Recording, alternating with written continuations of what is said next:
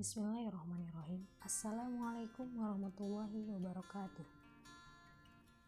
Alhamdulillahirrabbilalamin. Wabihi nasta'in wa ala umuri dini wadin. Assalatu wassalamu ala asyrafil anbiya'i wal mursalin wa ala alihi wa sahbihi ajmain. Amma ba'du. Alhamdulillahirrabbilalamin.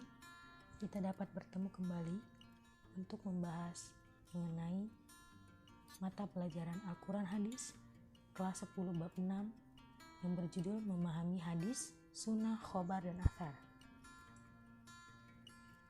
Dalam pembahasan kali ini, kita akan membahas mengenai pengertian hadis, sunnah, khobar, dan athar, persamaan hadis, sunnah, khobar, dan athar, perbedaan hadis, sunnah, khobar, dan athar, serta perbedaan Al-Quran dan hadis, dan perilaku yang berpegang teguh pada hadis, sunnah, khobar, dan athar. Kita masuk kepada pembahasan pertama, yaitu mengenai pengertian hadis. Secara etimologi, hadis berarti jadid atau baru, qorib dekat, khobar berita. Dan secara terminologi, hadis berarti aqwaluhu sallallahu alaihi wasallam wa af'aluhu wa ahwaluhu. Segala ucapan Nabi sallallahu alaihi wasallam, perbuatan serta keadaan atau perilaku beliau. Dan menurut muhadisin atau para ahli hadis, hadis adalah segala apa yang disandarkan kepada Nabi Muhammad sallallahu alaihi wasallam, baik itu marfu, mauquf maupun maqtu. Selanjutnya menurut usuliyin, hadis adalah segala sesuatu yang disandarkan kepada Nabi Muhammad SAW selain Al-Quran, baik berupa perkataan, perbuatan maupun takrir Nabi SAW yang bersangkutan dengan hukum syara. Dan selanjutnya menurut fuqaha, hadis adalah segala sesuatu yang ditetapkan Nabi Muhammad SAW yang tidak ada kaitannya dengan masalah-masalah fardu atau wajib. Selanjutnya kita akan melihat yaitu contoh dari hadis. Contoh dari hadis berbunyi, An Umar bin Khattab qala Rasulullah sallallahu alaihi wasallam, innamal a'malu binniyati wa innamal likulli imri'in ma nawa. Yang berarti dari Umar bin Khattab, ia berkata, Rasulullah SAW bersabda, sesungguhnya segala amal perbuatan itu dengan niat, dan sesungguhnya setiap orang akan memperoleh apa yang diniatkannya. Riwayat muttafaqun alaih. Yang kedua yaitu pengertian sunnah. Sunnah secara etimologi berarti definisi dari kata sanna yasunnu sunnatan, yang artinya cara atau jalan yang ditempuh, tradisi atau kebiasaan, atau ketetapan, apakah hal itu baik ataukah hal itu tercela. Dan dalam Al-Quran, kata sunnah mengacu pada arti ketetapan atau hukum Allah Subhanahu wa Ta'ala, seperti terkandung dalam surat Al-Isra ayat 77. Bismillahirrahmanirrahim. Sunnata man qad arsalna qablaka min rusulina wa la tajida li sunnatina tahwila. Yang berarti yang demikian itu merupakan ketetapan bagi rasul kami yang kami utus sebelum engkau, dan tidak akan engkau dapati perubahan atas ketetapan kami.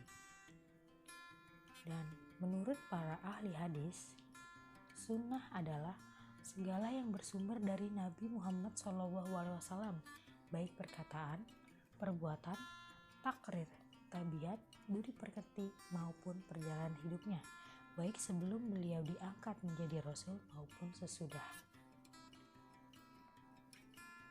Yang selanjutnya menurut para ahli usul fikih, sunnah adalah segala sesuatu yang bersumber dari Nabi Muhammad SAW selain Al-Quran, baik berupa perkataan, perbuatan, maupun takrir yang pantas untuk dijadikan dalil bagi penetapan hukum syara atau hukum agama.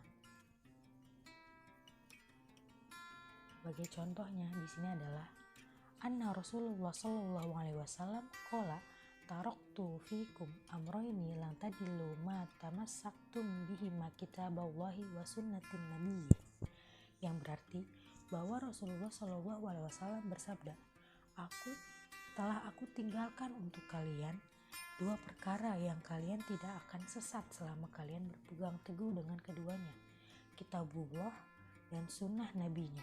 Hadis riwayat Malik. Yang selanjutnya yaitu pengertian khobar.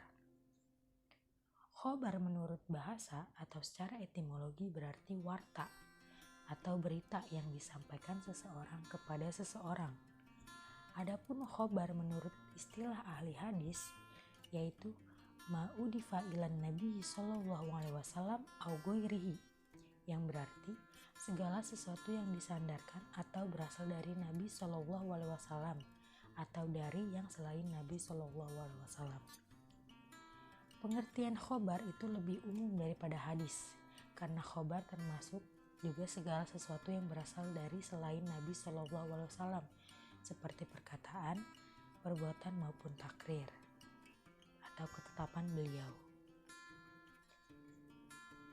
Sebagai contohnya itu adalah minasunnati wad'ul kaffi tahta surrati fis shalah, yang artinya termasuk sunnah telah meletakkan tangan di bawah pusar sewaktu melakukan sholat.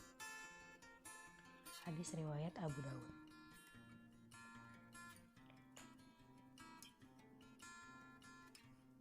Selanjutnya kita akan membahas mengenai pengertian athar.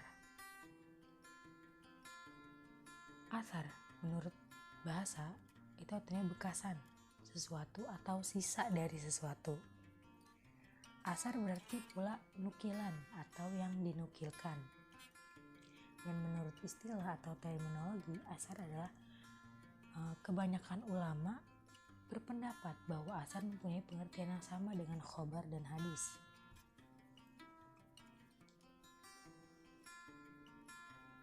Dan juga di sini ada sedikit perbedaan.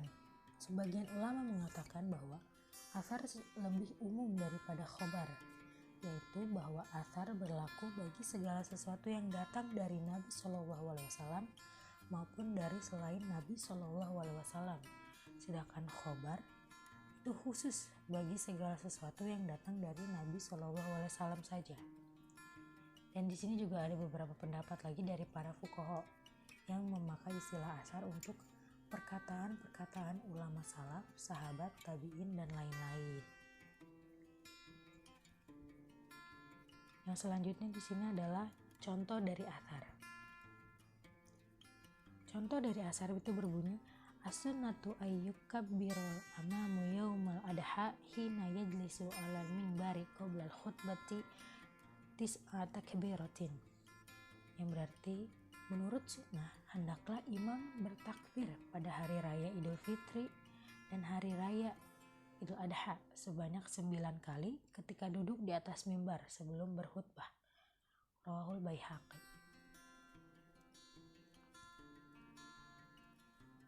Selanjutnya kita akan membahas mengenai persamaan hadis, sunnah, khobar, dan athar.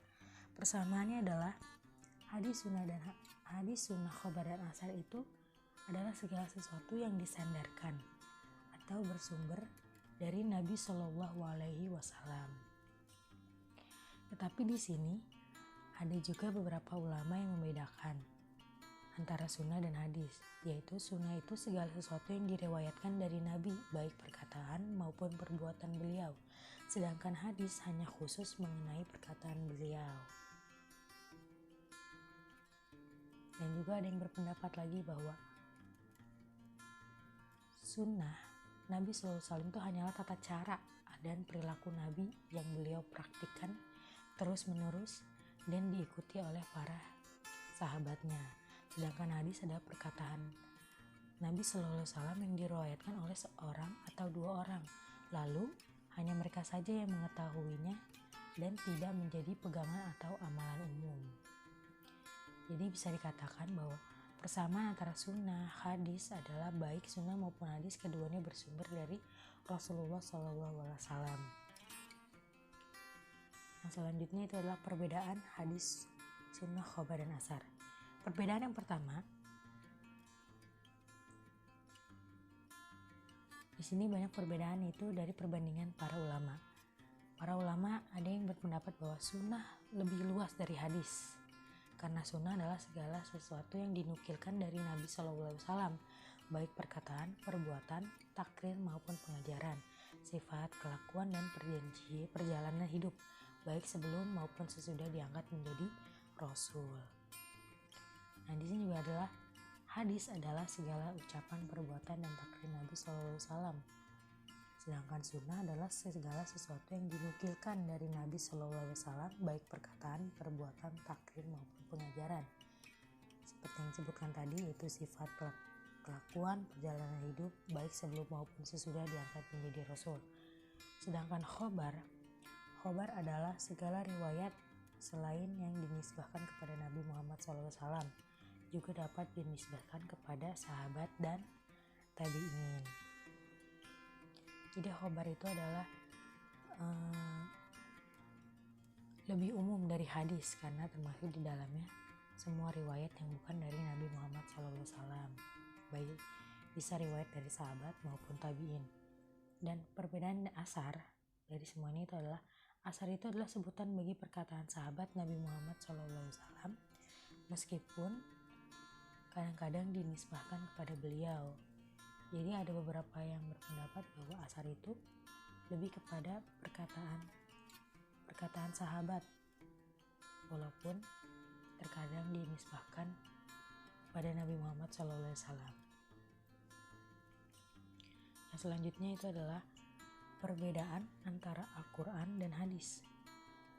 Yang pertama, perbedaan dari segi bahasa dan makna. Al-Quran diturunkan dengan bahasa dan maknanya langsung dari Allah Subhanahu wa Ta'ala. Sedangkan hadis, bahasa dan maknanya adalah dari Nabi Muhammad SAW. Dan yang kedua, perbedaan Al-Quran dan hadis dari segi periwayatan. Al-Quran tidak boleh diriwayatkan dengan maknanya saja, sebab dapat mengurangi kemukjizatannya. Sedangkan hadis boleh diriwayatkan dengan maknanya saja. Yang terpenting adalah penyampaian maksudnya. Dan yang ketiga itu perbedaan Al-Quran dan hadis dari segi kemukjizatannya. Yang pertama, Al-Quran baik lafal maupun maknanya merupakan mukjizat. Sedangkan hadis, makna dan lafalnya bukan merupakan mukjizat. Dan yang terakhir itu yang keempat, perbedaan Al-Quran dan hadis dari segi nilai membacanya. Al-Quran diperintahkan dibaca baik pada waktu sholat maupun di luar waktu sholat dan dinilai ibadah. Sedangkan hadis dilarang dibaca ketika sholat dan membacanya tidak dinilai ibadah. Dan yang terakhir adalah perilaku yang berpegang teguh pada hadis, sunnah, khobar, dan asar. Di sini diharapkan ketika kita sudah mengetahui apa itu perbedaan hadis, sunnah, khobar, dan asar, apa itu pengertiannya, apa itu persamaannya, diharapkan kita dapat yang pertama dapat mempelajari hadis dan hal-hal yang terkait dengannya. Bagi seorang muslim itu adalah sebuah keniscayaan. Jadi bagi umat Islam, hadis merupakan sumber ajaran kedua setelah Al-Quran. Dan di sini diharapkan ada rasa tumbuh dalam hati yang ingin mengembangkan untuk mempelajari hadis. Yang kedua itu adalah mempelajari hadis mendatangkan banyak manfaat. Manfaat di sini adalah kita dapat mengetahui banyak hal tentang hadis dan ilmunya dengan kegiatan gemar membaca banyak buku-buku hadis, riwayat Bukhari, riwayat Muslim, maupun riwayat Abu Daud, Ibnu Majah. Itu akan menambah wawasan terhadap pengetahuan kita. Dan yang terakhir itu adalah menghargai karya-karya mereka, karya-karya para ahli hadis, para ahli sunnah, para ahli hadis tepatnya, dan selanjutnya terdorong untuk menghasilkan sesuatu yang berguna bagi orang lain. Jadi di sini adalah para ulama ahli hadis dengan pada waktu itu dengan segala keterbatasan sarana dan prasarananya dapat menghasilkan sebuah karya monumental yang hingga saat ini dapat kita pelajari. Jadi kita sebagai siswa, sebagai pelajar, mahasiswa, sebagai guru, sebagai penerus umat muslim harus menghargai, harus dapat mempelajari, mengamalkan, mengajarkan segala apa yang telah para ahli hadis berikan.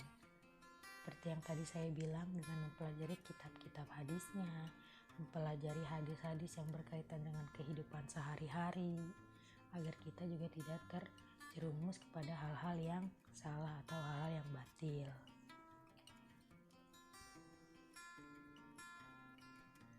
Ya, mungkin cukup sekian pembahasan kita mengenai hadis, sunnah, khobar, dan asar kali ini. Kurang lebihnya saya mohon maaf apabila banyak kesalahan, karena kita di sini untuk sama-sama belajar, dan saya harap apa yang saya sampaikan dapat bermanfaat dan berkah bagi kita semua. Amin amin ya rabbal alamin. Jazakumullahu khairan katsiran. Terima kasih banyak. Sampai ketemu lagi. Wassalamualaikum warahmatullahi wabarakatuh.